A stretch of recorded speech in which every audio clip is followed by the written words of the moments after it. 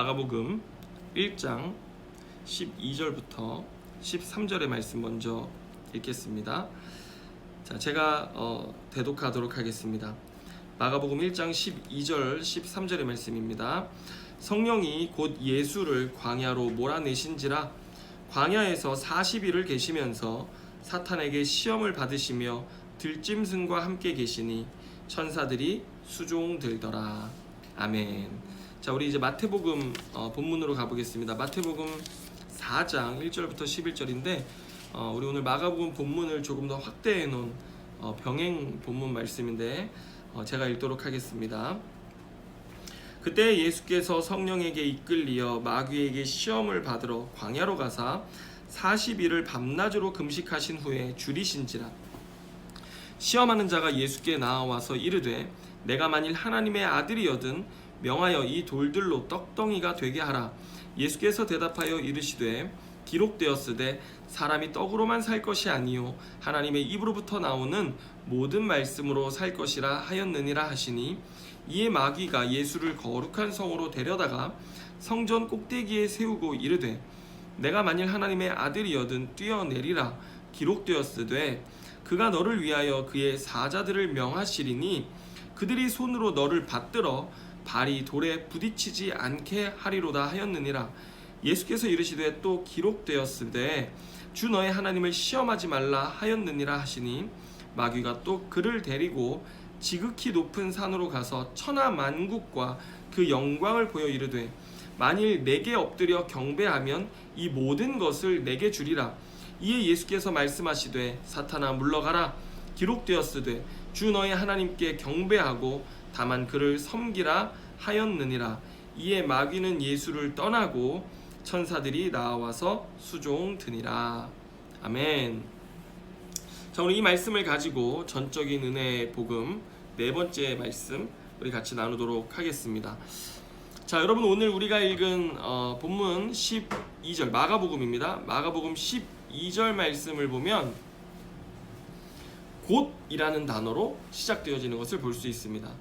자, 그러면 앞에 이어졌던 내용과 앞의 내용과 이어지는 이런 흐름을 보이는 건데, 여러분 우리가 지난 시간에 배웠던 것처럼 바로 앞에 어떤 사건이 있었습니까? 예수님이 세례를 통해서 비둘기 같은 성령의 임재를 경험하셨고요. 또 그리고 거기서 이는 내 사랑하는 아들이요 내가 그를 기뻐한다라고 하는 하나님의 음성을 들으셨습니다. 그런데 그 일 있은지 바로 곧 이런 의미인 것, 이런 뉘앙스인 것이죠. 바로 곧 어떤 일이 일어났어요? 오늘 마가복음 본문을 보면 바로 그 성령의 강한 손길에 이끌려서 광야로 내몰려 가셨습니다. 여러분 우리가 마가복음 1장 12절의 말씀을 보면 이 성령께서 얼마나 강하게 내모시는지, 여러분 우리 성경에 뭐라고 돼 있어요? 몰아내신지라, 이렇게 강한 표현을 사용하고 있습니다. 예, 성령께서 정말 임하실 때는 비둘기같이 임하셨는데, 그죠? 비둘기 같은 성령께서 임하시자마자 이제는 아주 강하게 내몰아내시면서 광야로 예수님을 이끄셨습니다. 그리고 예수님은 거기서 40일간 시험을 받으시는데요. 자, 지난 시간 제가 우리에게 성령의 능력이 필요한 이유가 뭐라고 그랬습니까? 예, 고난을 감당할 능력, 고난을 감당할 능력이 필요하기에 성령의 능력이 필요하다라고 했잖아요. 그런데 오늘 우리와 함께 하시는 성령님은 또 오늘 우리에게 어떤 성령님으로 나타나십니까? 우리를 광야로 내모시는 성령으로 오늘 나타나시고 말씀하고 계신다는 것입니다. 여러분 우리가 오늘 성령께서 왜 예수 그리스도를 광야로 이렇게 거칠게 내모셨는지 우리가 한번 말씀을 통해 알아보기 원하는데, 자, 그 이유가 무엇이냐면 우리가 지난 시간에도 봤던 것처럼 예수님은 이스라엘 백성들의 대표자시잖아요. 그렇기 때문에 과거 이스라엘 백성들이 광야 40년간 실패했던 삶에 대한 회복, 승리를 이 땅에 오셔서 이루시기 위함이었는데요. 여러분 이스라엘 백성들이 무엇 때문에 실패했습니까? 우리가 그 말씀을 알기 위해서는요, 신명기 말씀으로 한번 가봐야 합니다. 우리 같이 신명기 8장으로 한번 가볼까요? 신명기 8장 2절부터 5절의 말씀입니다. 신명기 8장 2절로 5절의 말씀 한번 보면요. 여러분 중요한 말씀입니다. 같이 밑줄 긋고 또 형광펜으로 칠하면서 읽어보시겠습니다. 제가 읽습니다. 2절부터 5절입니다. 내 하나님 여호와께서 이 40년 동안에 내게 광야길을 걷게 하신 것을 기억하라. 이는 너를 낮추시며 너를 시험하사 너의 마음이 어떠한지 그 명령을 지키는지 지키지 않는지 알려 하심이라. 너를 낮추시며 너를 줄이게 하시며 또 너도 알지 못하며 내 조상들도 알지 못하던 만나를 내게 먹이신 것은, 자 여기 중요합니다. 여러분 꼭 밑줄 그어놓으세요. 사람이 떡으로만 사는 것이 아니요 여호와의 입에서 나오는 모든 말씀으로 사는 줄을 내가 알게 하려 하심이니라. 이 40년 동안에 너의 의복이 헤어지지 아니하였고 너의 발이 부르트지 아니하였느니라. 너는 사람이 그 아들을 징계함 같이 내 하나님 여호와께서 너를 징계하시는 줄 마음에 생각하고. 아멘. 여러분 여기 보면은 하나님께서 이스라엘 백성들을 왜 광야를 걷게 하셨다고 말하고 있습니까? 뭐라고 말씀하세요? 이는 너를 낮추시기 위해서, 또 너를 시험하시기 위해서. 여러분 주님이 우리를 시험하시기 위해서 광야로 내모셨다라고 말씀하십니다. 그리고 거기서 너의 마음이 어떠한지, 내 명령을 지키는지 안 지키는지 알기 원해서 너를 광야로 내보냈다라고 말씀하십니다. 그래서 광야에 있는 이스라엘 백성들의 삶이 어땠습니까? 낮추셨고요. 또 줄이게도 하셨다고 합니다. 또 줄인 그들의 삶 속에 만나도 먹이셨는데 왜 하나님이 이런 것들을 경험하게 하셨습니까? 사람이 떡으로만 사는 것이 아니요 여호와의 입에서 나오는 모든 말씀으로 사는 줄 알게 하시려는 것이었습니다. 할렐루야. 예. 그러면 성령께서 오늘 예수를 왜 광야로 내모셨습니까? 동일한 거죠. 시험하시려고.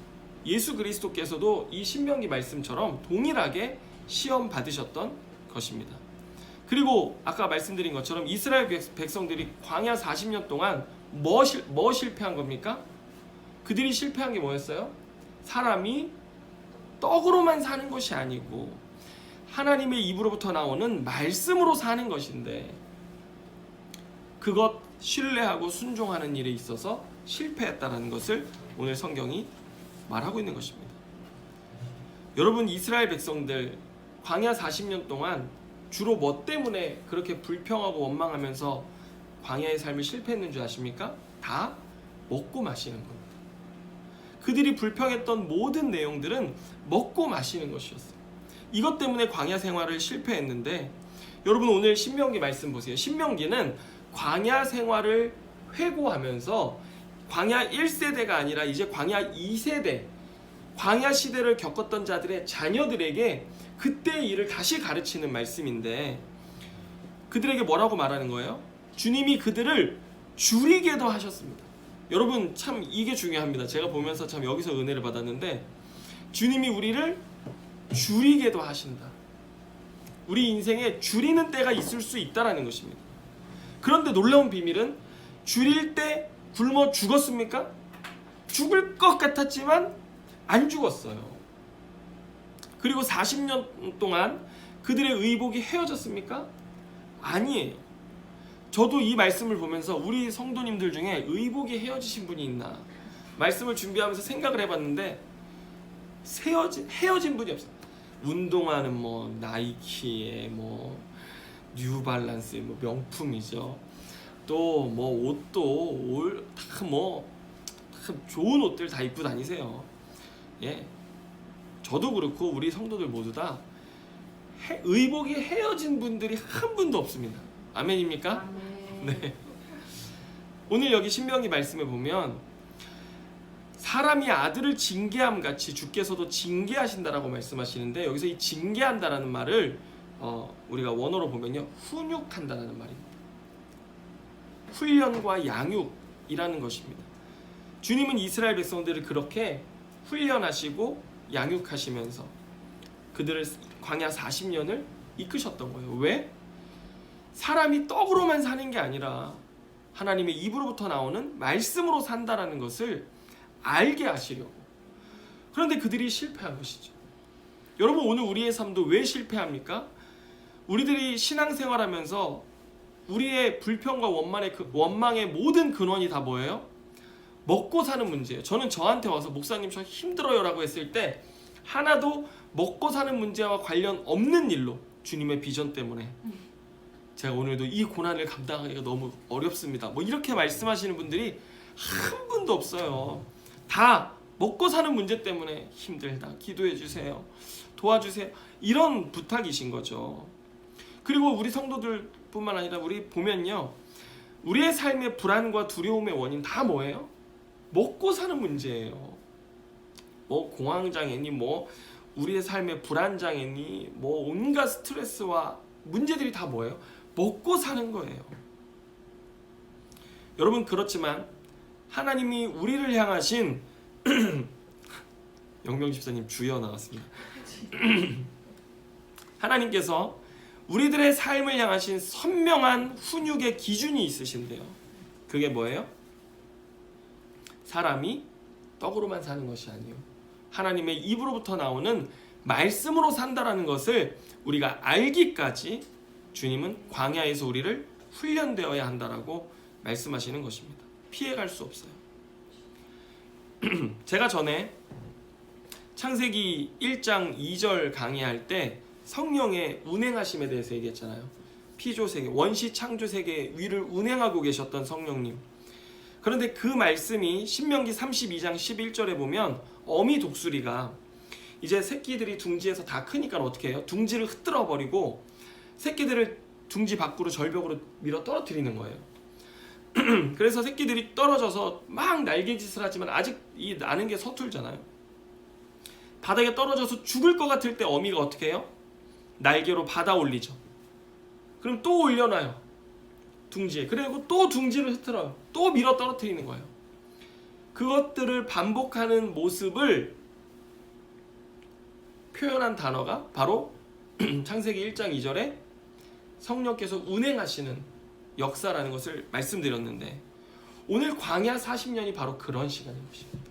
성령께서 우리를 새롭게 창조하시는 시간, 우리를 훈육하시는 하나님의 손길, 거기서 하나님의 말씀으로 우리가 산다라는 메시지를 우리에게 가르치시기 위해서 오늘도 성령은 우리를 광야로 내몰고 계신다는 것입니다.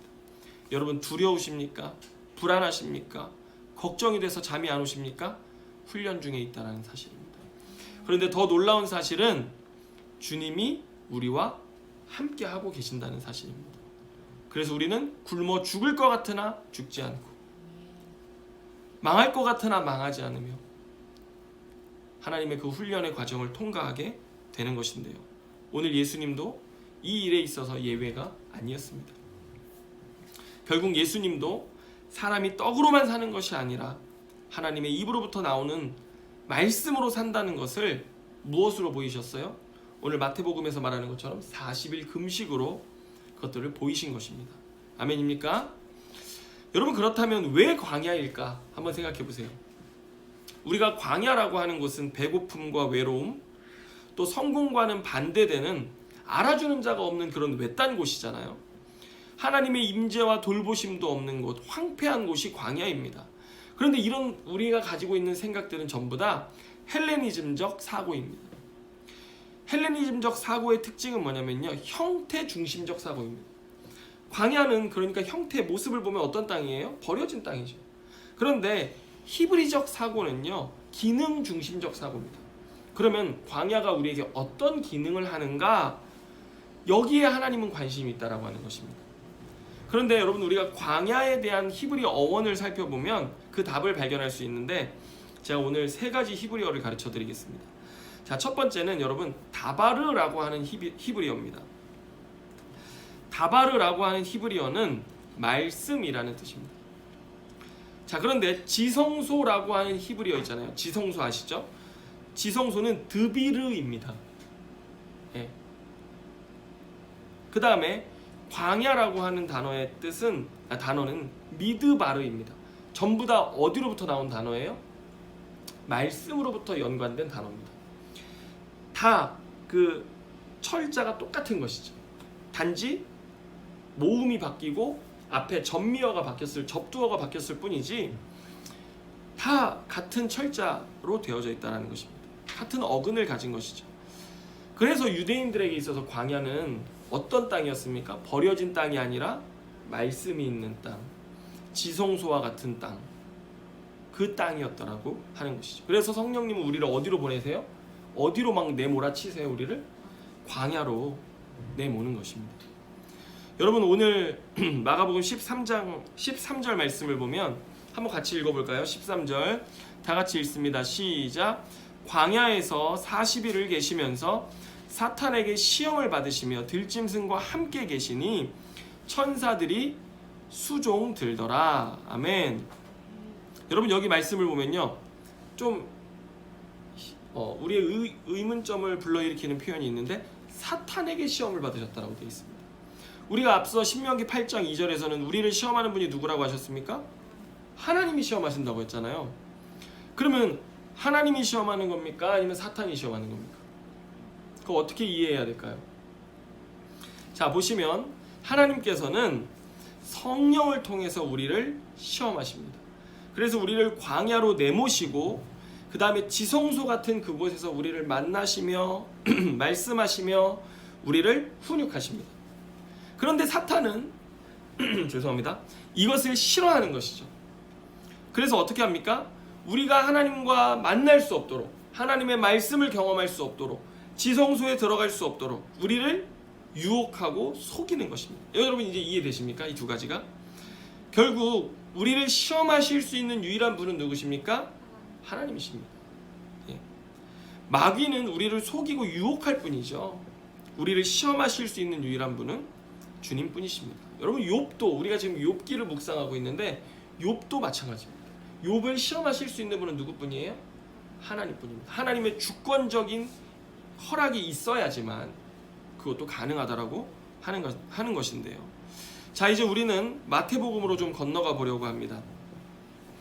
여러분, 예수님이 받으신 시험이 무엇인지 한번 우리가 보겠습니다. 마태복음 4장으로 가보면, 자, 여러분 3절을 한번 보세요. 예수님이 받으신 첫 번째 시험은 무엇이었습니까? 3절 한번 제가 읽어드립니다. 시험하는 자가 예수께 나와서 이르되 내가 만일 하나님의 아들이여든 명하여 이 돌들로 떡덩이가 되게 하라. 여러분, 여기 하나님의 아들이여든 밑줄 쫙 그어주시기 바랍니다. 여러분, 사단이 예수님을 시험했던 때는 예수님이 40일 금식이 끝나가는 상황이었습니다. 그래서 예수님 매우 시장하셨죠. 그런데 그때 사단이 예수님을 시험하는 겁니다. 그런데 이 3절에 사단의 시험의 특징 두 가지가 나와 있는데, 첫 번째는 무엇이냐면 정체성을 흔드는 겁니다. 내가 하나님의 아들이거든, 너 아들 맞지? 이 정체성을 흔드는 것이죠. 그리고 두 번째는 뭐였습니까? 돌이 떡덩이가 되게 하라 라고 시험하는데, 여러분 보면요, 우리가 앞서서 신명기 말씀에서도 봤지만 오늘 여기 마태복음 4장 4절에 보면 사람이 떡으로만 살 것이 아니요 하나님의 입으로부터 나오는 모든 말씀으로 살 것이다 주님 말씀하시면서 사탄을 물리치시는데, 예, 여러분, 이 대답에서 우리는 이 사단의 두 번째 시험의 목적을 알 수 있는데, 그게 뭐냐면 우리가 떡으로만 살길 원하는 것입니다. 예수님, 당신이 하나님의 아들인 거 맞습니까? 하지만 당신의 삶이 지금 떡이 필요하지 않습니까? 하나님의 말씀이 뭐가 도움이 됩니까? 떡으로만 사십시오 라고 사단이 유혹했던 것이죠. 만약 하나님의 아들이신 예수님께서 그의 삶에 말씀이 없어지고 떡을 원하셨다면, 떡을 취하셨다면, 여러분, 예수님의 정체성마저도 곧 무너지고 말았을 것입니다. 예, 이게 굉장히 교묘한 사단의 유혹이었는데, 여러분, 하지만 이 마태복음 4장 4절에 예수님의 답변은 우리의 삶에 놀라운 깨우침을 줍니다. 여러분, 4장 4절에 보면 이런 말씀이 있습니다. 예수님께서 자기를 하나님의 아들이라고 답하지 않고 뭐라고 답합니까? 사람은, 이렇게 되어 있습니다. 그렇죠? 왜 예수님은 자기를 하나님의 아들은, 나는, 이렇게 안 하시고 사람은 이라고 하셨을까? 여러분, 여기에 굉장한 의미가 담겨져 있는데 이것은 바로 예수님의 겸손입니다. 여러분, 예수님은 하나님의 아들로 이 땅에 오셨지만 자기 자신을 그럼에도 불구하고 철저히 하나님의 말씀을 먹고 하나님을 의지하며 살아야 하는 사람 존재로서 자기를 겸손히 낮춰서 말씀하셨던 것이죠. 그래서 이제 예수님뿐만 아니라 모든 사람은 하나님의 입으로부터 나오는 말씀으로 사는 것이 마땅하다라고 하는 것을 우리에게 가르쳤던 것입니다. 예수님이 나는 하나님의 아들이야, 그래서 나는 말씀으로만 살 수 있어 라고 했다라면 참 우리 인간된 우리로서 그것이 잘 와닿지 않았을 수 있습니다. 하지만 주님은 사람된 자신의 삶의 모습을 이야기하시면서 사람은 떡뿐 아니라 하나님의 말씀으로 살도록 창조되었다는 것을 오늘 말씀하고 계십니다. 여러분 기억하십시오. 우리 사람은 본래 창조될 때 두 가지를 먹도록 창조됐습니다. 떡과 말씀, 두 가지입니다. 그런데 사단은 우리에게 늘 뭘로 속여요? 말씀이 무슨 소용이냐, 떡만 먹어도 살 수 있다, 떡이 있어야지 말씀 가지고 뭐가 되냐, 이렇게 얘기합니다. 여러분, 하지만 우리가 하나님의 말씀을 포기하기 시작했을 때 당장 죽지 않습니다. 하지만 우리의 영적 생명은 점점 아사 상태가 되고 우리는 결국 영적 둔감성에 빠져서 죽음에 이르게 될 것입니다. 결국 그렇게 되면 우리는 하나님의 자녀된 정체성도 잃어버리고 우리는 영적인 죽음마저도 맞이하게 되는 것이죠. 여러분, 오늘 여러분들에게 도전하고 싶습니다. 여러분의 정체성은 무엇입니까? 그렇다면 여러분은 하나님의 말씀을 매일 먹고 계십니까? 여러분, 어떤 진리의 기준으로 삶을 살고 계십니까? 오늘부터 말씀 묵상을 결단하시기를 축원합니다. 자, 오늘 두 번째 사단의 시험을 보면 5절과 6절입니다. 5절 6절을 보면 이에 마귀가 예수를 거룩한 성으로 데려다가 성전 꼭대기에 세우고 이르되 내가 만일 하나님의 아들이여든 뛰어내리라 기록되었으되 그가 너를 위하여 그의 사자, 여기 천사입니다, 천사들을 명하시리니 그들이 손으로 너를 받들어 발이 돌에 부딪히지 않게 하리로다 하였느니라. 아멘. 여러분, 오늘 본문 보면 이에라고 하는 말로 시작되죠. 그죠? 이에라고 하는 말을 다른 성경으로 보면요, 그때에라고 번역되어져 있습니다. 그럼 그때가 언제예요? 사람은 말씀으로 산다라고 예수님 말씀하신 바로 그때 마귀는 예수님을 거룩한 도성 예루살렘의 성전 꼭대기로 데려갑니다. 그리고 거기에 예수를 딱 세워놓고 뭐라고 하냐면 시편 91편 11절 12절의 말씀을 인용해요. 너 말씀으로 산다고 그랬지? 여기 말씀 봐봐. 말씀을 딱 내놓습니다. 여러분 기억하십시오. 사단은 말씀으로 우리를 속일 수 있다는 것입니다. 봐, 시편 91편 11절 12절에 너가 하나님의 아들이거든 뛰어내려라. 그러면 천사들이 너에게 와서 너의 발이 돌에 부딪히지 않도록 탁 받들어 올릴 것이다. 그 말씀을 그대로 인용해가지고 예수님께 시험하는 것입니다. 여러분, 실제로 우리가 구약성경 열왕기상 9장 3절을 보면요, 솔로몬이 성전을 봉헌한 뒤에 하나님 앞에 중보기도를 합니다. 기도를 드려요. 하나님, 이곳에 하나님의 눈길이 떨어지지 않게 하여 주시옵소서. 하나님의 눈길이 늘 이곳을 향하게 하여 주시옵소서라고 기도했을 때 예수님이, 하나님께서 9장 3절에 내가 그렇게 하겠다, 내가 언제나 나의 눈길과 시선이 이곳에 있겠다라고 약속하셨어요.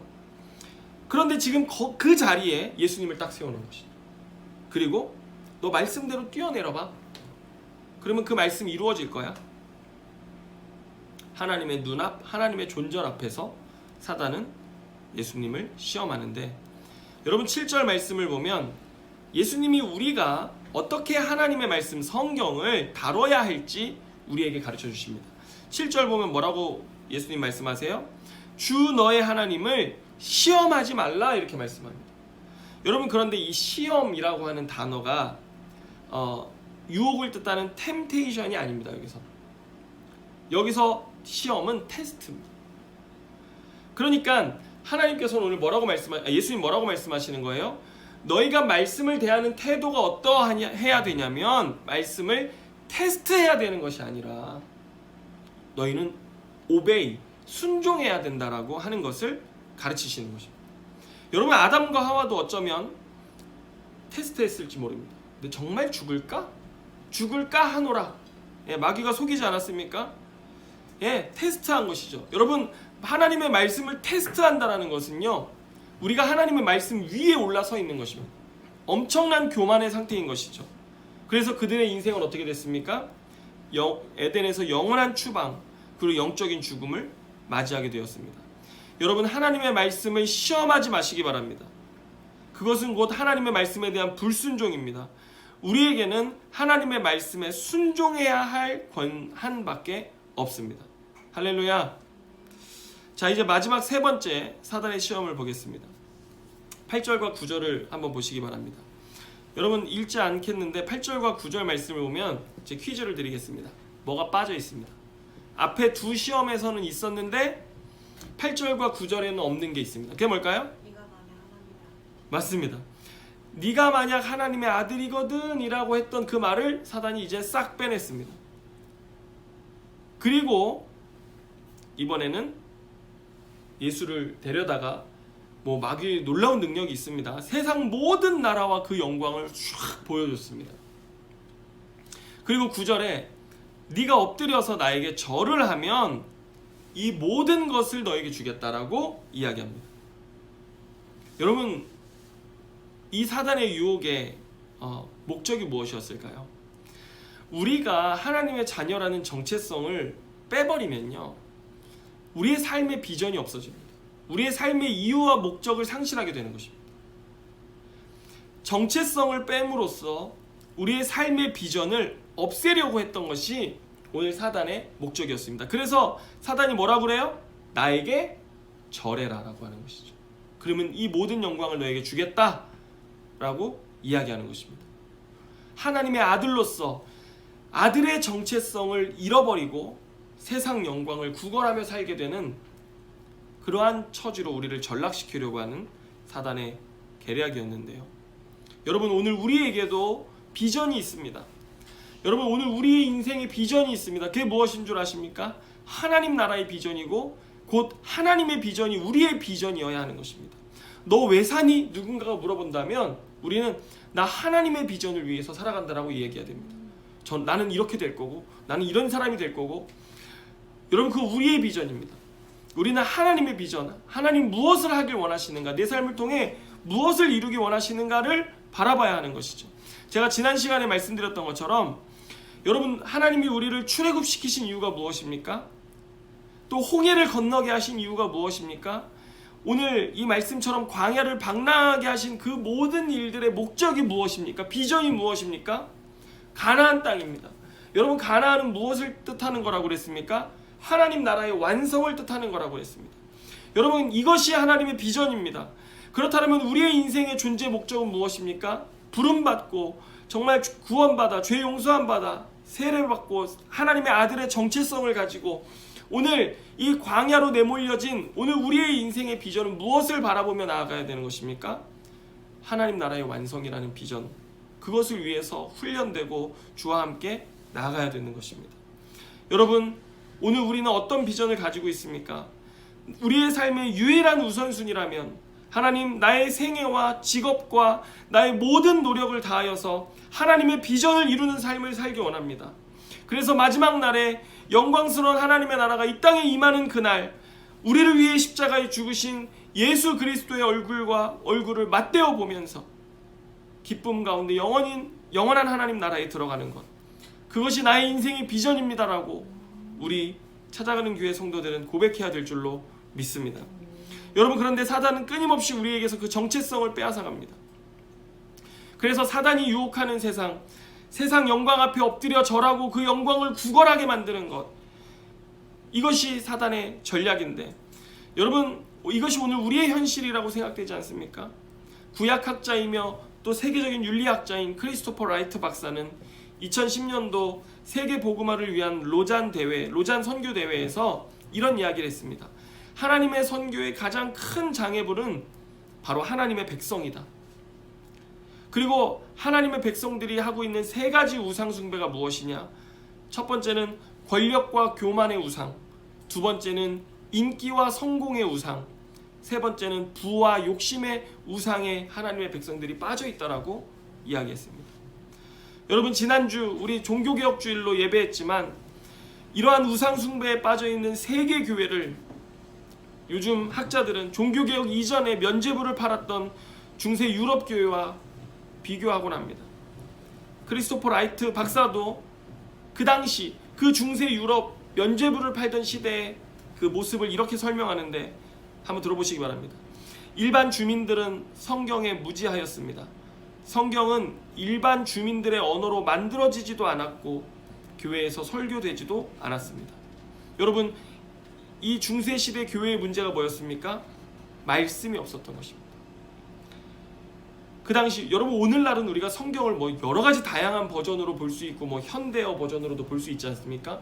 근데 그 당시의 성경은 일반 사람들이 읽을 수 있는 언어로 번역되어지지도 않았습니다.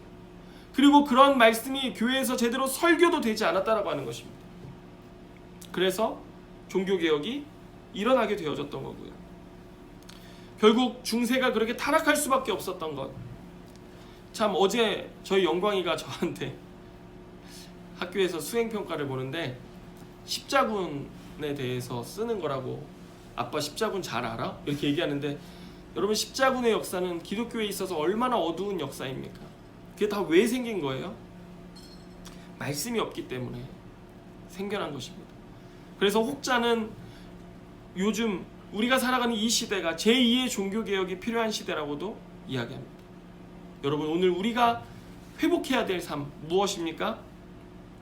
하나님의 말씀에 순종하고 그 말씀 안에서 우리의 정체성을 확립하고 교회가 새롭게 말씀으로 말미암아 개혁되어지는 것입니다. 여러분, 성경은 더 이상 성직자들만의 것이 아닙니다. 모든 성도들이 읽고 묵상하며 공부하며 배워야 하는 거룩한 하나님의 말씀인 것입니다. 여러분, 다시 우리가 말씀으로 돌아와서 오늘 사단의 시험에 대한 예수님의 답변에 우리가 주목해야 합니다. 예수님 뭐라고 말씀하셨어요? 이에 예수께서 말씀하시되 사단아 물러가라, 기록되었으되 주 너의 하나님께 경배하고 다만 그를 섬기라. 여러분, 우리는 알고 있습니다. 우리의 정체성 무엇입니까? 하나님을 예배하고 하나님을 섬기며 그분과 교제하는 것입니다. 또한 이러한 삶을 통해서 우리는 하나님의 자녀된 놀라운 영광을 누리며 살았습니다. 그런데 여러분, 누가복음 4장에 가보면 또 다른 이와 똑같은 예수님 시험 기사가 나오는데, 거기 4장 6절에 보면요, 사단이 이 대목에서 이런 얘기합니다. 너 나에게 절해라, 그럼 내가 이 모든 영광을 주겠다라고 하면서 추가되는 구절이 있는데, 그것이 무엇이냐면 이 모든 권세와 영광은 나에게 넘어온 것이니 내가 주고자 하는 자에게 준다라고 이야기합니다. 여러분, 그렇다면 원래 이 말씀, 이 권세와 영광은 누구의 것이었겠습니까? 우리의 것이었습니다. 우리가 하나님 안에 온전한 아들의 정체성을 가지고 있을 때 그것은 우리의 것이었습니다. 그런데 우리가 사단의 유혹 앞에 굴복하고 절함으로 우리의 모든 영광과 권세를 사단에게 빼앗겨 버린 것입니다.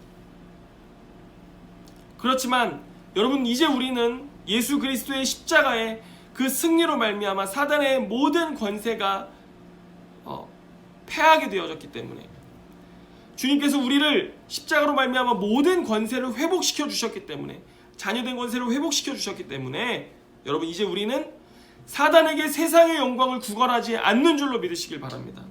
우리는 오직 하나님만을 예배하고 섬길 것입니다. 할렐루야. 자, 이제 11절을 보면 마귀는 예수님이 떠나가라고 말씀하시자 예수를 떠나고 천사들이 나와 수종들었다라고 말씀합니다. 여러분, 그런데 여기에 히브리어 원문을 보면 이 시중들다, 수종들다라고 하는 이 단어의 뜻과 문법이 굉장히 놀랍습니다. 이 시중들다라고 하는 말의 뜻은 뭐냐면요, 모든 필요를 채우다라는 뜻입니다.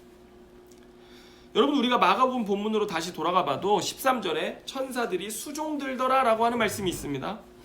그런데 여러분, 이 마가복음에서 이 원문의 문법은 미완료 시제로 되어져 있습니다. 이게 뭐냐면요, 아직 끝나지 않았다는 것입니다. 계속되고 있다는 것입니다. 그래서 학자들은 뭐라고 얘기하냐면 예수님이 광야에 들어가는 그 순간부터 예수님의 삶 주변에 천사들이 예수님의 모든 필요를 채우기 위해서 일하고 있었다라고 학자들은 이야기합니다. 여러분, 이거 신명기 말씀과 정확하게 일치하지 않습니까? 따라서 예수님께서 사단이 돌을 빵으로 만들려고, 떡으로 만들려고 이야기했을 때 예수님은 그 시험에 승리하셨지 않습니까? 그때에도 천사들은 예수님을 돌보고 계셨고, 예수님께서 하나님의 말씀 테스트하지 말고 순종하라고 말씀하셨을 그때에도 천사들은 예수님을 돌보고 있었고, 사탄이 주의 영광 구하기 위해서 나에게 절하라, 잘못 말했습니다. 사탄이 나에게 절하면 세상 모든 영광을 주겠다라고 했을 때, 하지만 예수님이 그 거절하지 않았습니까? 주님만을 섬기고 경배하라고 했을 그때에도 천사들은 예수님 곁에서 예수님의 모든 필요를 채우고 있었다는 것입니다. 여러분, 오늘 우리가 힘들어 신음하는 이 순간, 아직 끝나지 않은 천사들의 수종이 오늘 우리의 삶에 있는 줄로 믿으시길 바랍니다. 천사들이 우리를 돌보고 먹이고 입히고 모든 필요를 채우고 있는 줄로 믿으세요. 여러분, 그래서 우리 안에 있는 모든 불안과 걱정과 염려와 장애를 다 내어버리고 주님만을 신뢰하는 그 광야를 누리시길 바랍니다. 지성소 같은 그곳, 거기서 주님과 친밀한 교제를 나누며 죄를 이기고 마귀를 이기고 주님이 주시는 진정한 풍성함을 누리고 누구도 맛보지 못했던 만나를 맛보면서 하나님 나라의 놀라운 비전 가운데 살아가시는 저와 여러분의 삶 다 되시기를 주님의 이름으로 축원합니다. 기도하겠습니다. 하나님 아버지, 감사합니다. 오늘 우리의 삶을 훈련하시는 주님, 광야에서 우리가 그 훈련 달게 받기를 원합니다. 천사들이 우리를 수종하며 주님이 영광 가운데 우리와 함께하고 계심을 믿음의 눈을 떠서 보게 하여 주옵소서. 죽을 것 같은 순간에도 죽지 않음을 우리가 믿음으로 이 세상 살아가게 하여 주옵소서.